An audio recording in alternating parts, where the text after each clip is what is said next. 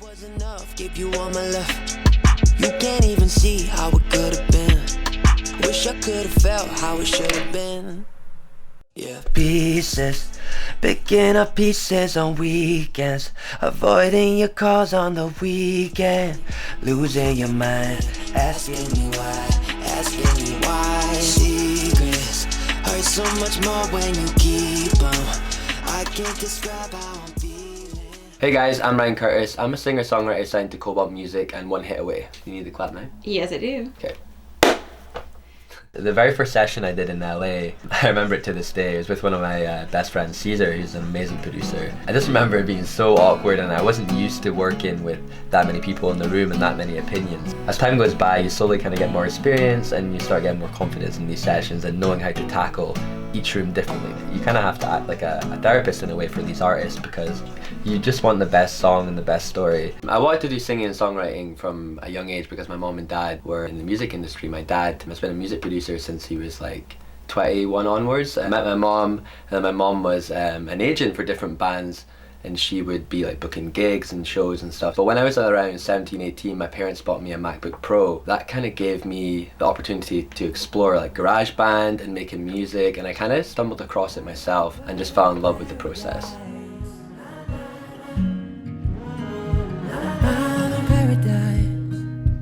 I'm in paradise. You're bright like a bird of paradise.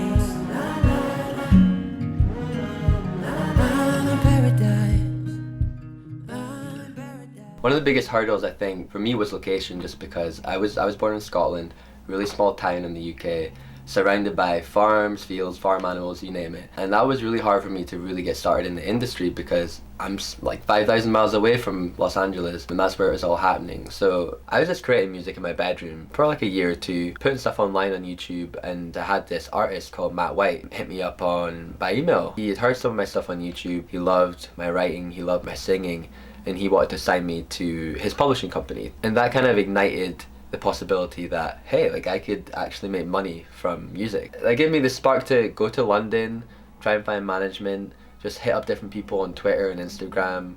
That really does work, and take meetings from there. And from that point, I got a manager in London and used his connections to help me get to LA, and surrounded by creative people like musicians, songwriters, producers, label heads, publishers. Location is essentially everything in music. You want to be around the right energy, and also just be around for the last minute session with an artist, or the last minute session with that big songwriter that heard your song and wants to work with you. Being around the right people, you can really find your right path. I always feel like if you have writer's block, which is really common, the best thing to do is work with different creative people. My schedule is usually filled up with different songwriters and producers, and every day we're just creating new music together. And I feel like the collaboration between two different people, or bringing someone else in, can really ignite new ideas and kind of get rid of writer's block. Because I'll probably get the lead vocal first. Alright, let me copy this over here. Sorry!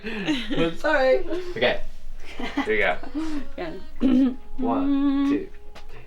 No, you can't. My advice to a young person just starting out would just be create every day. You have the freedom and the time to really put your all into it.